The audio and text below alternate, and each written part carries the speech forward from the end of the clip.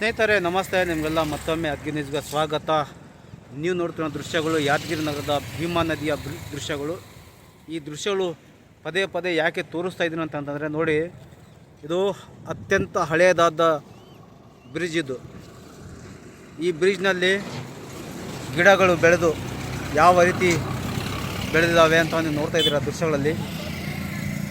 ಈ ಬ್ರಿಡ್ಜ್ ಉಳಿಬೇಕು ಅಂತಂದರೆ ಏನು ಮಾಡಬೇಕು, ಅಧಿಕಾರಿಗಳು ಸ್ವಲ್ಪ ಅರ್ಥ ಮಾಡಿಕೊಳ್ಬೇಕು. ನೋಡಿ, ಇದು ನೀವು ಎಲ್ಲಿಯವರೆಗೆ ನೋಡ್ತೀರೋ ಅಲ್ಲಿಯವರೆಗೆ ಗಿಡಗಳು ಕಾಣ್ತವೆ. ನೀವು ಬ್ರಿಡ್ಜ್ ಎಲ್ಲ ತುಂಬ ದೊಡ್ಡ ದೊಡ್ಡ ಗಿಡಗಳಾಗಿದೆ ನೋಡಿ.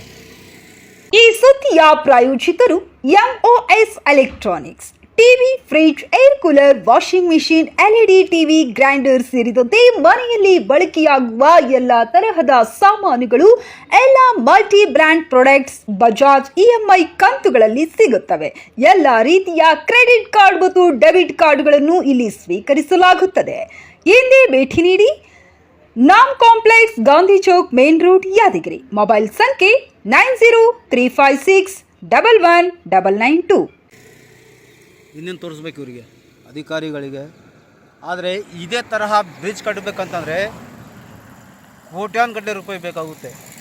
ಆದರೆ ಇರುವುದನ್ನು ನಾವು ಒಂಚೂರು ಮೇಂಟೆನ್ಸ್ ಮಾಡ್ಕೊಂಡು ಹೋದರೆ ಕಡಿಮೆ ಖರ್ಚಲ್ಲಿ, ಅತಿ ಕಡಿಮೆ ಖರ್ಚಲ್ಲಿ ಮತ್ತೆ 100 ವರ್ಷ ಬಾಳಿಕೆ ಬರುವಂಥ ಬ್ರಿಡ್ಜ್ ಇದು. 100 ಆದರೂ ಬರುತ್ತೆ, 200 ವರ್ಷ ಆದರೂ ಬರುತ್ತೆ. ಆದರೆ ಅಧಿಕಾರಿಗಳು ನಿರ್ಲಕ್ಷ್ಯ ವಹಿಸಿದ್ರೆ ಇದು 20 ವರ್ಷನೂ ಬರೋಂಗಿಲ್ಲ ಈ ಬ್ರಿಡ್ಜ್. ಹೇಗೆ ಅಂತಂದರೆ ನೋಡಿ, ಈ ಗಿಡಗಳು ಇವತ್ತು ಚಿಕ್ಕದಾಗಿದೆ, ಸಣ್ಣ ಇದ್ದಾವೆ, ನಾಳೆ ದೊಡ್ಡದಾಗ್ತವೆ. ಈ ಗಿಡಗಳು ಒಳಗಡೆ ಬೇರುಗಳು ಹೋದಂಗೆಲ್ಲ ಡ್ಯಾಮೇಜ್ ಆಗ್ತಿರುತ್ತೆ. ಬ್ರಿಡ್ಜ್ ಡ್ಯಾಮೇಜ್ ಆಗ್ತಾಯಿದೆ. ಇದರ ಬಗ್ಗೆ ನಾನು ಇದಕ್ಕಿಂತ ಮೊದಲೊಂದು ವಿಡಿಯೋ ಮಾಡಿದೆ. ಆದರೂ ಸಹ ಅಧಿಕಾರಿಗಳು ನಮಗೇನು ಗೊತ್ತೇ ಇಲ್ಲ ಅನ್ನೋ ರೀತಿಯಲ್ಲಿ ಇರ್ತಾರೆ. ಮತ್ತು ಕೆಲ ಅಧಿಕಾರಿಗಳು ಇದೇ ರೋಡಲ್ಲಿ ತಿರುಗಾಡ್ತಾರೆ. ಆದರೂ ಸಹ ಅಧಿಕಾರಿಗಳು ನೋಡಿ ಸಹ ಕಣ್ಣಿದ್ದು ಕುರುಡರಾಗಿದ್ದಾರೆ ಅಧಿಕಾರಿಗಳು. ಎಂಥ ಅಧಿಕಾರಿಗಳು ರೀ! ಅಧಿಕಾರಿಗಳಂತಂದರೆ ನಿಮಗೆ ಜವಾಬ್ದಾರಿ ಇರಬೇಕು. ಜವಾಬ್ದಾರಿಯಿಂದ ಕೆಲಸ ಮಾಡುವಂಥ ಅಧಿಕಾರಿಗಳು ಬೇಕು. ಸುಮ್ಮನೆ ನಾಮಕೆ ವಾಸ್ತೆ ನಾನು ಅಧಿಕಾರಿ ಆಗಿದ್ದೇನೆ ಅಂಥೇಳಿ ಅಧಿಕಾರಿ ಆಗಿದ್ದಾರೆ ನೀವು ಹೊರತು ಕೆಲಸ ಮಾಡಬೇಕು ಅಂಥೇಳಿ ನೀವು ಅಧಿಕಾರಿಗಳಾಗಿಲ್ಲ. ನಿಮಗೇನಾದರೂ ಮಾನ ಮರ್ಯಾದೆ ಇದ್ದರೆ ದಯಮಾಡಿ ತಕ್ಷಣ ತೆಗುವಂಥ ಕೆಲಸ ಮಾಡಿ. ಯಾಕಂತಂದರೆ ಈ ತರಹದ ಬ್ರಿಡ್ಜ್ಗಳು ಎಲ್ಲೆಲ್ಲಿ ಇದ್ದಾವೆ, ಈ ಬ್ರಿಡ್ಜ್ಗಳನ್ನ ಉಳಿಸುವಂಥ ಕೆಲಸ ಮಾಡಬೇಕು. ಆದರೆ ಅತಿ ಶೀಘ್ರದಲ್ಲಿ ಹೋಗುವಂಥ ಕೆಲಸ ನಾವು ಮಾಡಬಾರ್ದು. ಈ ಏನಾದರೂ ಈ ಗಿಡಗಳು ಇದೇ ರೀತಿ ಬಿಟ್ಟರೆ ನಾಳಿನ ದೊಡ್ಡದಾಗ್ತವೆ. ಆ ದೊಡ್ಡದಾಗೋದು ಬೇಡ. ದಯಮಾಡಿ ಇದನ್ನು ತೆಗೆಸುವಂಥ ಕೆಲಸ ಮಾಡಿ. ನೋಡಿ, ಎರಡು ಕಡೆ ಸಹ ಯಾವ ರೀತಿ ಗಿಡಗಳು ಬೆಳೆದಿದ್ದಾವೆ. ಈ ಅಧಿಕಾರಿಗಳು ಸ್ವಲ್ಪ ಅರ್ಥ ಮಾಡಿಕೊಳ್ಳಿ, ಸ್ವಲ್ಪ ದಯಮಾಡಿ ಪ್ಲೀಸು. ನಾವೇನೋ ನಿಮಗೆ ವಿಡಿಯೋ ಮಾಡಿ ಹಾಕಿದರೆ ನಿಮ್ಗೆ ಸಿಟ್ಟು ಬರ್ತಿರಬಹುದು. ಆದರೆ ಈ ರೀತಿ ಹಳೆಯ ಬ್ರಿಡ್ಜ್ಗಳು ಉಳಿಬೇಕಂತಂದರೆ ನಿಮ್ಗೆ ತೋರಿಸ್ಬೇಕಾಗುತ್ತೆ. ಆ ತೋರಿಸುವಂಥ ಕೆಲಸ ನಮ್ಮದಲ್ಲ, ಅಧಿಕಾರಿಗಳ ಕೆಲಸ ಇರೋದು ಗೊತ್ತದ. ಇದು ಸಾರ್ವಜನಿಕರು ಬಂದು ನಿಮಗೆ ಮನವಿ ಮಾಡಿ ನಿಮಗೆ ಮಾಡ್ರಪ್ಪ ಅಂತೇಳಿ ಹೇಳಂಗಿಲ್ಲ. ಅಧಿಕಾರಿಗಳಿರೋದೇ ಗ್ರಾಮ ಮಟ್ಟದಿಂದ ಹಿಡ್ಕೊಂಡು ಹಳ್ಳಿಯಿಂದ ದಿಲ್ಲಿಯವರೆಗೂ ಸಹ ಅಧಿಕಾರಿಗಳು ಇರ್ತಾರೆ.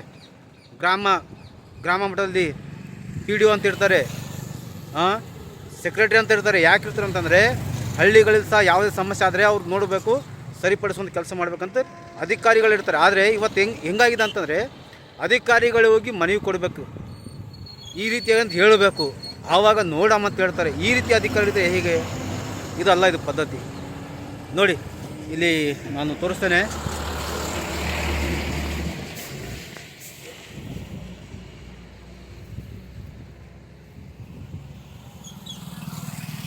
ನೋಡಿ, ಇದು ಡ್ಯಾಮೇಜ್ ಹೇಗೆ ಆಗಿದೆ ನೋಡಿ. ಮಾನ್ಯ ಜಿಲ್ಲಾಧಿಕಾರಿಗಳು ನೋಡಬೇಕು. ನಾನು ಹೇಳಿದ್ನಲ್ಲ ಈಗಾಗಲೇ, ಬ್ರಿಡ್ಜ್ ಹಾಳಾಗೋದು ಹೇಗಂತಂದರೆ ಇದು ನೋಡಿ, ಇದೇ ನೋಡಿ, ಇದೇ ಗಿಡದ ಬೇರು ಕಾಣ್ತಿದೆಯಾ ಸ್ನೇಹಿತರೆ? ಇದೇ ಗಿಡದ ಬೇರು ಹೇಗೆ ಬಂದಿದ್ದು ನೋಡಿ. ಇದು ಡ್ಯಾಮೇಜ್ ಇಲ್ಲ ಅಂತ ಮತ್ತೆ ಇದು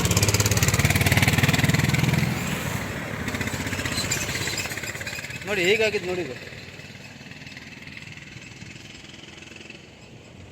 ಆಯಿತು, ಇನ್ನೊಂದು ತಿಂಗಳಲ್ಲಿ ಇದೇನಿದೆ ಕಲ್ಲು ಕೆಳಗಡೆ ಬಿಡುತ್ತೆ. ಇದು 100% ಆಗಿ. ಒಂದು ವೇಳೆ ನೀವು ಏನಾದರೂ ಮಾಡಿಲ್ಲ ಅಂತಂದರೆ ನೋಡಿದು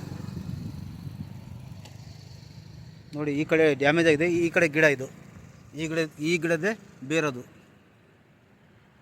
ಎಲ್ಲಿ ಅಧಿಕಾರಿಗಳು ನೋಡಿ ಸ್ವಲ್ಪ ಗಮನ ಇಟ್ಟು, ಜಿಲ್ಲಾಧಿಕಾರಿಗಳು ಇದರ ಬಗ್ಗೆ ಸ್ವಲ್ಪ ಗಮನ ಹರಿಸಿ, ಯಾರಿದ್ದಾರೆ ಸಂಬಂಧಪಟ್ಟಂಥ ಅಧಿಕಾರಿಗಳಿಗೆ ಸ್ವಲ್ಪ ತಾವು ಮನವರಿಕೆ ಮಾಡುವಂಥ ಕೆಲಸ ಮಾಡಬೇಕು. ಅಧಿಕಾರಿಗಳು ಸ್ವಲ್ಪ ತಾವು ಹೇಳಬೇಕು.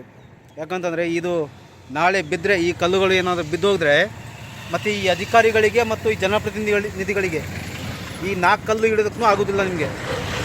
ಆ ಥರದ ಕಲ್ಲುಗಳಿದ್ದಾವೆ, ಆ ಥರ ಕಟ್ಟಡ ಕಟ್ಟಲಿಕ್ಕೆ ನಿಮ್ಮಿಂದ ಸಾಧ್ಯ ಇಲ್ಲ. ಹಾಗಾಗಿ ದಯಮಾಡಿ ಸ್ವಲ್ಪ ನೋಡಿ. ಮತ್ತು ಸಂಬಂಧಪಟ್ಟಂಥ ಅಧಿಕಾರಿಗಳು, ಸಂಬಂಧಪಟ್ಟಂಥ ಜನಪ್ರತಿನಿಧಿಗಳು ಯಾರೇ ಇದ್ದರೂ ತಾವು ಎಚ್ಚೆತ್ತುಕೊಂಡು ತಕ್ಷಣ ಈ ಕೆಲಸ ಮಾಡೋಂಥ ಕೆಲಸ ಆಗಬೇಕಂತೇಳಿ ನಮ್ಮ ಮನವಿ.